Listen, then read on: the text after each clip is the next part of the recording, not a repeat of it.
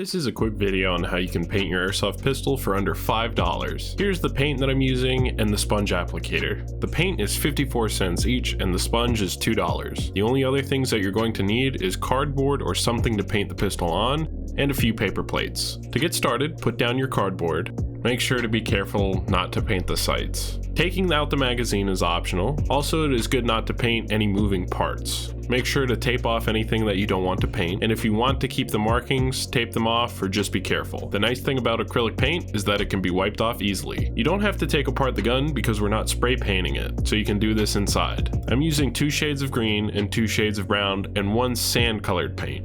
All you have to do is rip off some pieces of the sponge and dip it into the paint. This creates texture. Finally, steal a few paper plates from your kitchen.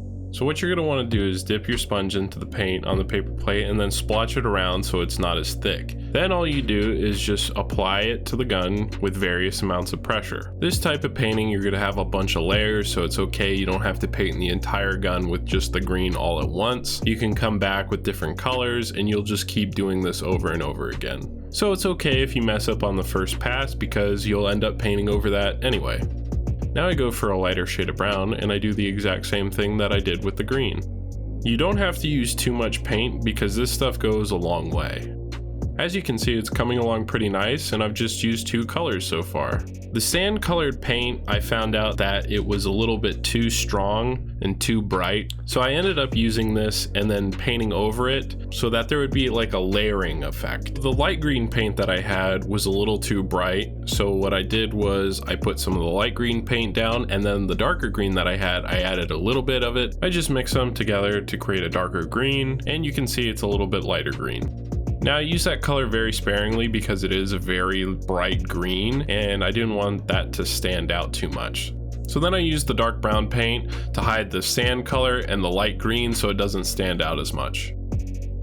Then I went back over it with the green paint because I thought it was a little bit too brown and I just keep splotching that over. The whole point of this paint job is to create layers. And I also wanted to get rid of the original finish of the gun. I didn't want there to be too much black showing and I just wanted it to be mostly just paint. So I made sure to go over it with a lot of green to hide all the black paint, and then I go back over it with some more brown and then another layer of green. And here is some footage of the final result.